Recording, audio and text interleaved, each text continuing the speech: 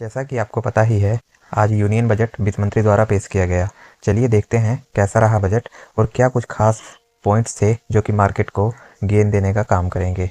हम आपको साथ में शॉर्ट टर्म पिक्स भी बताएंगे जो कि आपको अगले 2 से 3 दिन के लिए 5 से 10% का गेन एश्योर दे सकती है। चलिए वीडियो शुरू करते हैं।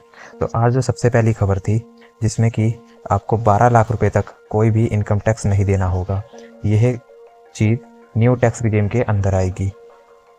और साथ में दूसरी जो अपडेट है वो निकल के वित्त मंत्री नया इनकम टैक्स बिल लेकर आएगी जो कि अगले हफ्ते लेकर आएगी। साथ में इस बिल से जो भी टैक्स का उल्टा सीधा हिसाब है जो कि पहले से चला आता है उसको अमेंडमेंट करके इस बार का अभी तक काम में लेते थे। इससे ये होगा कि सब कुछ नए तरीके से नए सिरे से शुरू होगा। थर्ड अपडेट है फिस्कल डेफिसिट टारगेट जो कि 4.8 हुआ करता था उसको 4.4 कर दिया गया है।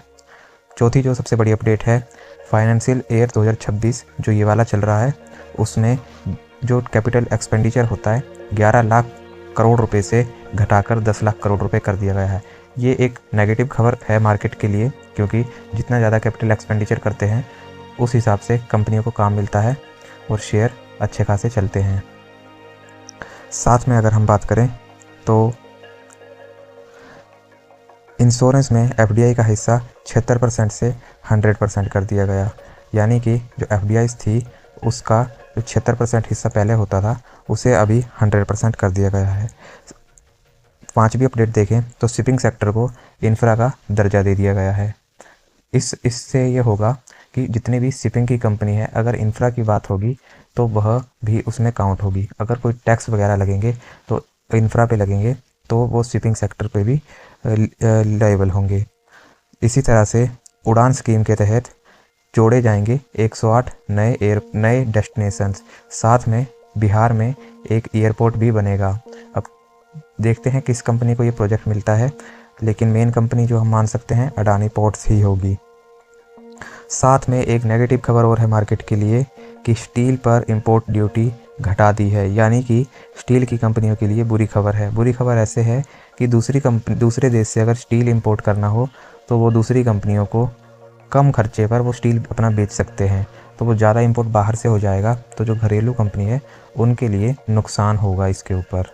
ये थी कुछ अहम अपडेट्स। चलिए देखते हैं कि किन किन शेयरों पे इम्पैक्ट पड़ सकता है। अगर हम एयरपोर्ट्स की बात करें तो अडानी पोर्ट्स के ऊपर इम्पैक्ट यहाँ पे पड़ सकता है, या आईआरबी इंफ्रा के ऊपर, और जीएमआर एयरपोर्ट से एयरपोर्ट का आप इससे एयरपोर्ट के लिए जाएंगे तो आईआरबी जीएमआर एयरपोर्ट को ले सकते हैं, अडानी पोर्ट्स ले सकते हैं, और इंफ्रा के ऊपर एनबीसीसी आप ले सकते हैं, और साथ में आईआरबी इंफ्रा को ले सकते हैं, और इंश्योरेंस में एचडीएफसी एएमसी को ले सकते हैं।